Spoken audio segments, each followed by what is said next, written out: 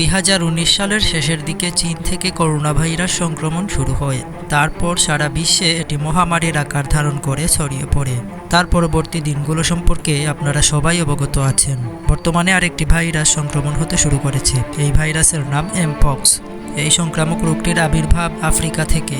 এটি বর্তমানে ইউরোপ মহাদেশের মধ্যে ছড়িয়ে পড়েছে।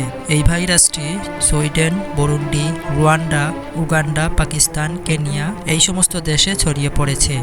সাধারণত যে কোনো সংক্রামক ভাইরাস কোনো একটি নির্দিষ্ট স্থান থেকে শুরু হলেও সেটি সারা বিশ্বের মধ্যে ছড়িয়ে পড়ে। এই ভাইরাস মূলত অনেক পুরনো, আর এটির আবির্ভাব অন্যান্য প্রাণী থেকে মানুষের মধ্যে সংক্রমিত হয়েছে। 1958 সালে ডেনমার্কের কোপেনহেগেনে পরীক্ষাগারে বানরের মধ্যে এই ভাইরাস প্রথম শনাক্ত করা হয়েছিল। তারপর 1970 সালে গণতান্ত্রিক কঙ্গো প্রজাতন্ত্রে মানুষের মধ্যে প্রথম শনাক্ত করা হয় এই ভাইরাস। এই ভাইরাসে আক্রান্ত হলে প্রাথমিক কিছু লক্ষণ দেখা দেয়। তা হলো জ্বর, মাথা ব্যথা, ফোলা, পিঠে এবং পেশিতে ব্যথা। এই ভাইরাসে আক্রান্ত ব্যক্তির যদি একবার জ্বর উঠে তাহলে তার গায়ে ফুসকুড়ি দেখা দিতে পারে। সাধারণত মুখ থেকে শুরু করে হাতের তালু এবং পায়ের তলদেশ সহ শরীরের অন্যান্য অংশে তা ছড়িয়ে পড়ে।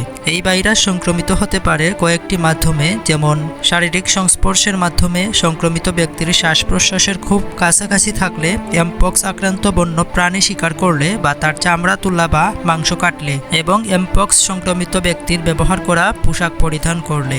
এমপক্স ভাইরাসে আক্রান্ত ব্যক্তিদের মধ্যে 10% লোকের মৃত্যুর সম্ভাবনা থাকে। বিশ্ব স্বাস্থ্য সংস্থা এমপক্সের প্রাদুর্ভাবকে জরুরি জনস্বাস্থ্য অবস্থা ঘোষণা করেছে। যদি এখন থেকে এই ভাইরাসের বিরুদ্ধে প্রয়োজনীয় সতর্কতা অবলম্বন করা না হয় তাহলে এটি সারা বিশ্বব্যাপী ছড়িয়ে যেতে পারে। পৃথিবীর বুকে আবারও নেমে আসতে পারে 2019-20 সালের সেই দিনগুলো।